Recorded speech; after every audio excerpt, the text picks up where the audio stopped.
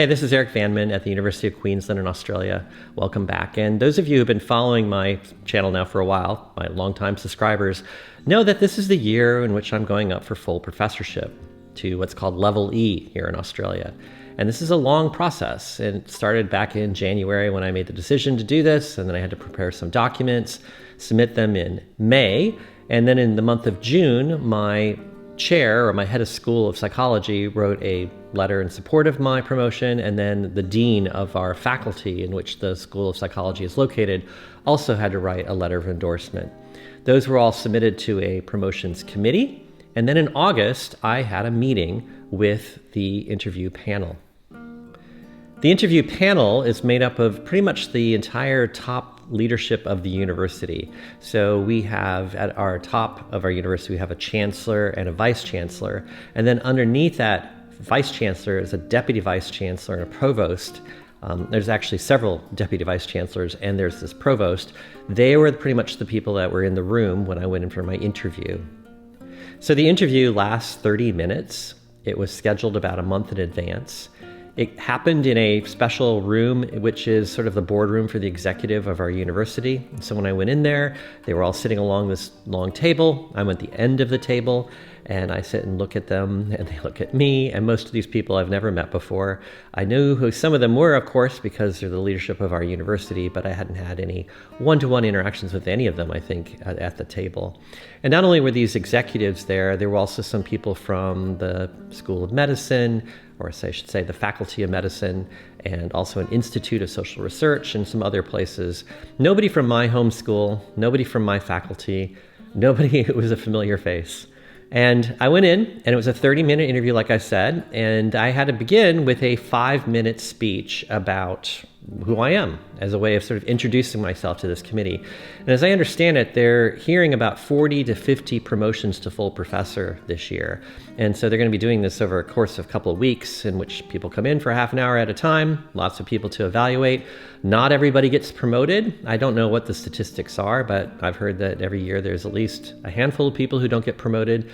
And if you don't get promoted, you have to wait 2 years and then go up for promotion again. I should also mention that all the other levels of promotion that happened before this don't go to this executive level. They happen more locally at your local faculty. And so it's your faculty that promotes you to senior lecturer or to associate professor.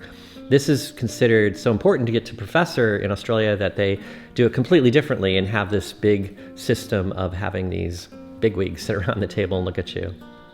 I'll just say a few words about the actual interview itself. It went really well. I felt very comfortable. What was really nice is that the provost started out by just thanking me for my service to the university, and I'm sure that they do this for everybody, but it's just a really nice way to begin because you don't usually get acknowledged for any of your work from day to day, and so I thought that was just sort of a nice way to begin the entire interview. Then I gave my 5-minute interview, which I'm about to go ahead and present to you so you can see what my little speech was. And then that was followed by each one of them having a turn, taking a question at me. In Australia, when they do interviews for job hires or promotions, they pretty much figure out all of their questions beforehand, and then each person gets a chance to ask a question in their particular domain of interest. There maybe is one follow-up question, but there really isn't much room in the Australian interview way of doing things for like a free discussion. They don't do a lot of off-the-cuff kinds of questions that might just strike you at the middle of the interview.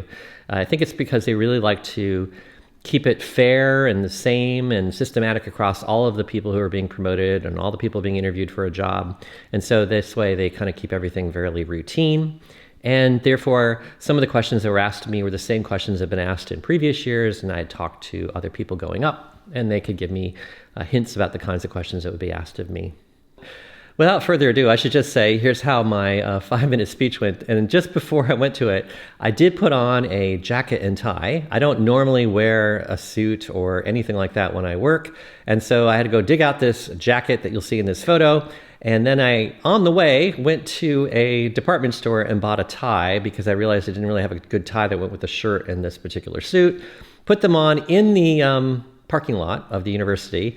So I would sit there, trying to tighten my tie up into the rear view mirror. And then I went off to my interview, gave the 5-minute speech, answered their questions, left, and went back home and slept for the rest of the afternoon. So I just crashed. They will give me the news about my promotion in October, and I think it's usually the provost gives you a call on your mobile phone and gives you the good news, or in some cases, bad news. My fingers are crossed.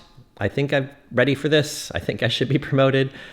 And here, I'll give you my 5-minute speech.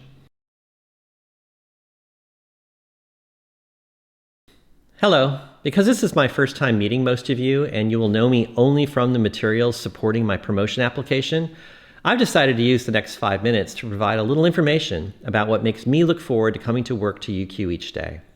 Long ago, as a second-year university student in the United States, I took a course from a dynamic, rising superstar in psychology. Not only would he go on to become one of the most prolific and important researchers in my field, but this professor was also a fantastic teacher who made me want to go to the library to read some of the original materials that he lectured about. When he made an offer one day that anyone who received a top mark on the last exam could come and speak to him about volunteering to work in his lab, I was the first one there at the podium.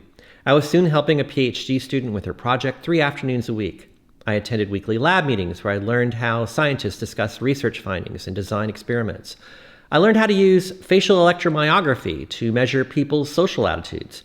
By placing small electrode sites above different facial muscles, facial EMG allows us to measure expressions like smiling and frowning, even when the muscle activity is not large enough to make a facial expression that anyone could detect. I spent 4 years volunteering as a research assistant in that lab before moving to Los Angeles for my PhD work. In the years since, I've used facial EMG to measure all sorts of emotional responses. For example, employing white students as my research participants, I showed them pictures of white or black university students and asked them to imagine what it would be like to cooperate with them on a task. Even though these white students reported that they would prefer cooperating with black university students, they showed more frowning and less smiling when imagining being with a black student than a white student. Thus, they appeared not to be prejudiced when making self-reports, but they appeared biased against black students in their covert facial expressions. I spent much of the next 15 years using facial EMG and other physiological methods, including fMRI, to study different social biases this way. I then moved to UQ in 2007 and used this methodology to study how empathy for people in our own group versus another group could appear in covert facial expressions.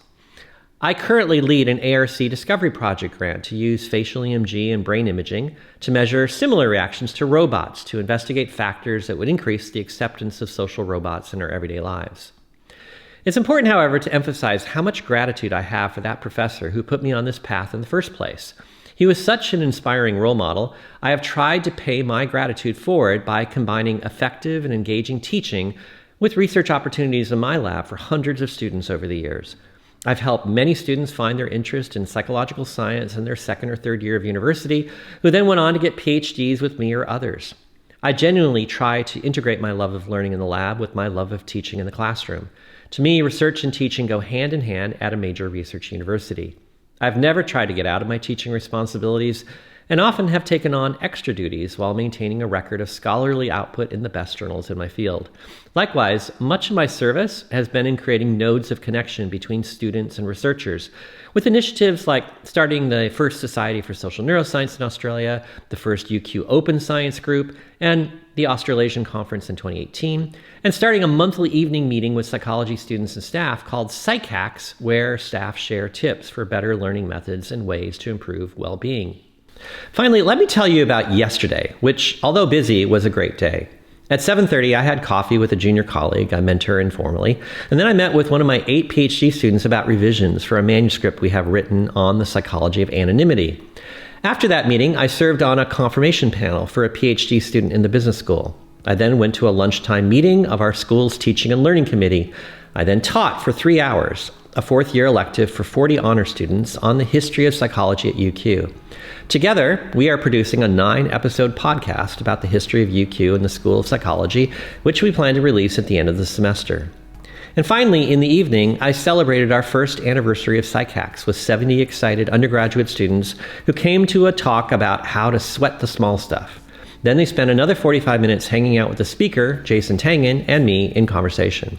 As I walked back to my car after 12 hours on campus, I felt a sense of accomplishment and the fulfillment of the journey I began all those years ago when I went down to meet my professor after class.